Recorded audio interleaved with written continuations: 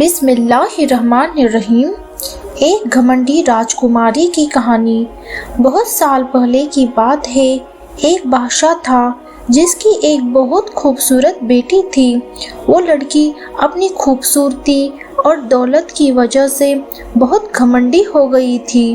کہیں سے بھی اس کی شادی کے لیے رشتہ آتا تو وہ اسے ٹھکرا دیتی تھی اور اس کا خوب مذاق بناتی تھی۔ ایک دن بادشاہ نے ایک بہت بڑی دعوت رکھی اور اس میں شہزادی سے شادی کرنے والے تمام شہزادوں کو بلایا۔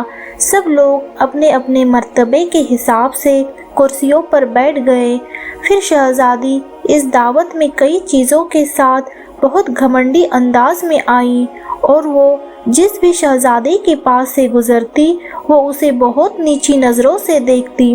پھر وہ ایک شہزادے کے پاس پہنچی جو بہت موٹا تھا، تو شہزادی نے اس کا مذاق اڑاتے ہوئے اپنی کنیز سے کہا، دیکھو یہ تو آٹے کا بورا ہے۔ جب دوسرے شہزادے کے پاس پہنچی تو کہا کہ یہ تو کوئی کھمبا ہے، اور جب تیسرے شہزادے کے پاس گئی تو کہا یہ تو سفید چوہا ہے۔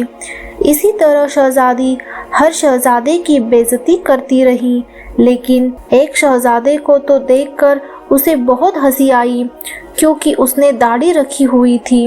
شہزادی نے اس کا مذاق اڑاتے ہوئے کہا کہ ذرا دیکھو تو اس نے کیسے اپنے چہرے پر گھاس پھوس اگا رکھا ہے۔ بادشاہ نے جب یہ دیکھا کہ کیسے میری بیٹی مہمانوں کا مذاق اڑا رہی ہے تو بادشاہ کو بہت غصہ آیا اور اس نے یہ بھرے دربار میں اعلان کر دیا کہ شہزادے پسند کرے یا نہ کرے، لیکن میں اس کی شادی کسی غریب یا فقیر سے کرواؤں گا۔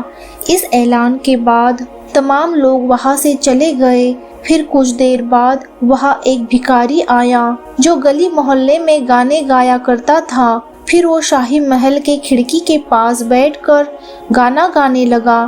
جب بادشاہ نے اس کی آواز سنی تو اس نے اپنے نوکر سے کہا کہ اس کو یہاں بلا کر لاؤ، تو نوکر نے پھٹے پرانے کپڑے والے اس بھکاری کو اندر بلا کر لے آیا۔ پھر اس بھکاری نے شہزادی کے سامنے بہت اچھا ایک گانا گایا اور پھر بادشاہ سے انعام مانگا، تو بادشاہ نے کہا تم نے بہت اچھا گانا گایا ہے، میں تمہیں بہت اچھا انعام دوں گا، میں اپنی بیٹی کی شادی تم سے کرواؤں گا۔ شہزادی نے جب یہ سنا تو وہ حیران ہو گئی۔ اس نے بہت زیادہ ڈرامہ کیا لیکن بادشاہ نے اس کی ایک نہ سنی۔ بادشاہ نے اسے ڈانٹتے ہوئے کہا کہ میں نے مہمانوں کے سامنے یہ وعدہ کیا تھا کہ میں تمہاری شادی کسی بھکاری سے کروں گا، اب میں وہ قسم پوری کر رہا ہوں۔ اس کے بعد بادشاہ نے ان دونوں کا نکاح بھی کروا دیا اور کہا کہ اب تم اپنے شوہر کے ساتھ جانے کی تیاری کر لو۔ شہزادی روتی پیٹتی اس بھکاری کے ساتھ گئی۔ راستے میں وہ ایک شکار گاہ کے پاس سے گزری۔ وہ شکار گاہ بہت بڑی تھی، تو شہزادی نے بھکاری سے پوچھا کہ یہ شکار گاہ کس کی ہے؟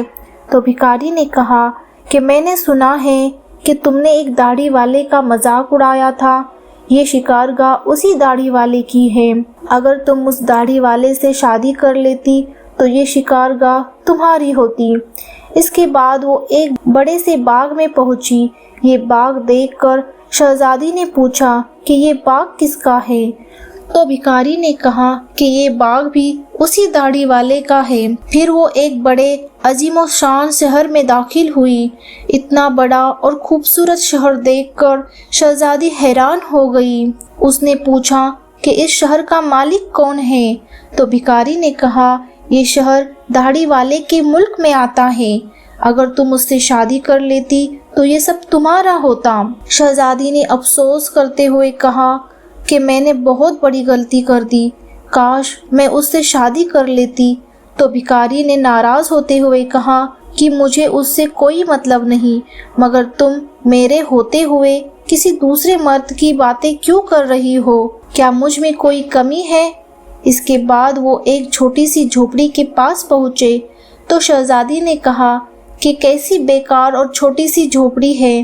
تو بھکاری بولا کہ یہ میرا گھر ہے اور یہی وہ جگہ ہے جہاں ہمیں زندگی گزارنی ہے۔ تو شہزادی بولی کہ تمہارا نوکر کہاں ہے؟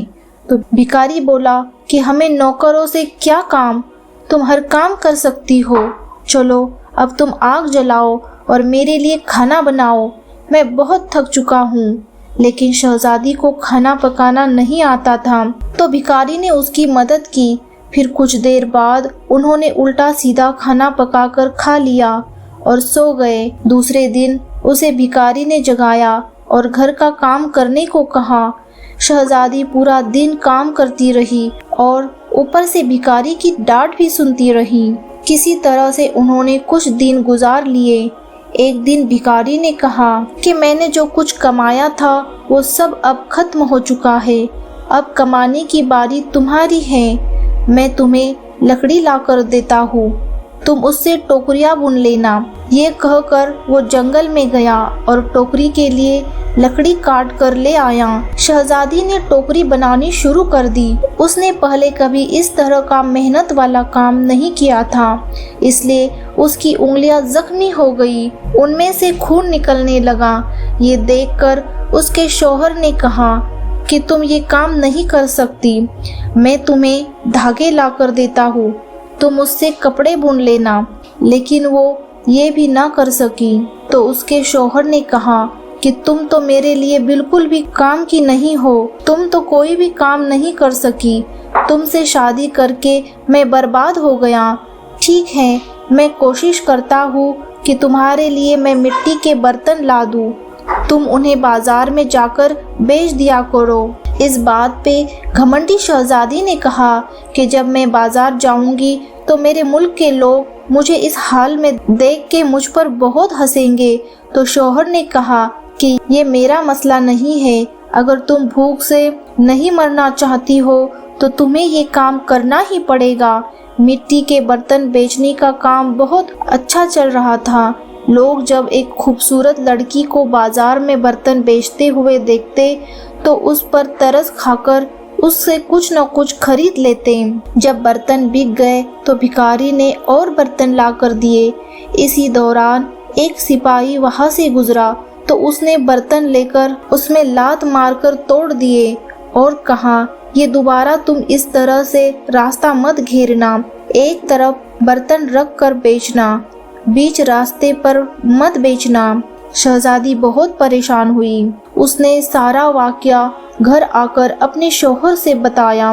شوہر نے کہا، تم بالکل پاگل ہو، تم سے کس نے کہا تھا کہ تم برتنوں کو ایسے بیچ بازار میں رکھ کر بیچو؟ آخر وہاں سے لوگوں کو نکلنے میں پریشانی ہوتی ہوگی، مجھے لگتا ہے کہ تم یہ بھی نہیں کر سکتی، یہ تمہارے بس کا کام نہیں ہے۔ میں شاہی محل جاؤں گا، ہو سکتا شاید تمہارے لائق کوئی کام وہاں مل جائے۔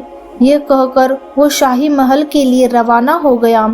شام کو واپس آ کر کہا کہ تمہارے لیے شاہی محل میں مددگار باورچی کی جگہ مل گئی ہے، اب کم سے کم ہمیں پیٹ بھر کے کھانا تو مل ہی جائے گا۔ اس طرح وہ گھمنڈی شہزادی ایک مددگار باورچی بن گئی۔ وہ روز صبح سے شام تک باورچی خانے میں رہتی اور رات کو بچا ہوا کھانا اپنے گھر لے آتی۔ اس طرح دونوں میاں بیوی کا گزارا ہونے لگا۔ محل میں آئے ہوئے اسے کچھ ہی دن گزرا تھا کہ اس نے سنا کہ محل میں کوئی شاہی پروگرام ہے۔ جب مہمان آنے شروع ہوئے تو شہزادی باورچی خانے کی کھڑکی سے انہیں دیکھنے لگی۔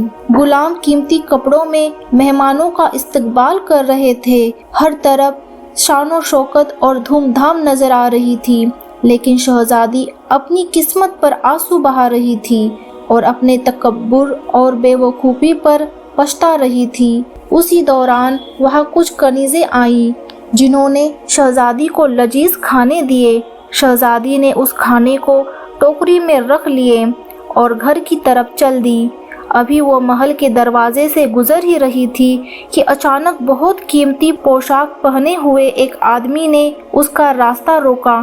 شہزادی نے جب اس کی طرف دیکھا تو یہ وہی داڑھی والا بادشاہ تھا جس کا اس نے مذاق اڑایا تھا وہ خوف سے کانپنے لگی۔ بادشاہ اسے لے کر محل میں پہنچا۔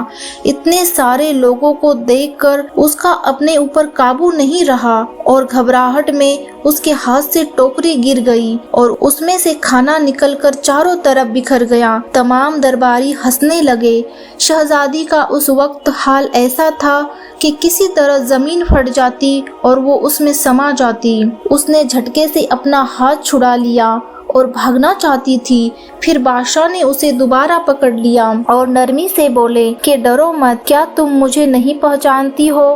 میں وہی بھکاری ہوں جو تمہارے ساتھ جھوپڑی میں رہتا تھا، اور میں وہی سپاہی ہوں جس نے تمہارے برتن توڑے تھے۔ یہ سب کچھ میں نے تمہارے لیے اس لیے کیا کیونکہ میں تمہیں پسند کرتا تھا اور تم سے شادی کرنا چاہتا تھا۔ اب تمہارے گھمنڈ کا علاج ہو چکا ہے۔ میں وہی بھکاری ہوں جس کے ساتھ تم رہا کرتی تھی۔ اب تمہیں اچھا سبق مل گیا ہے۔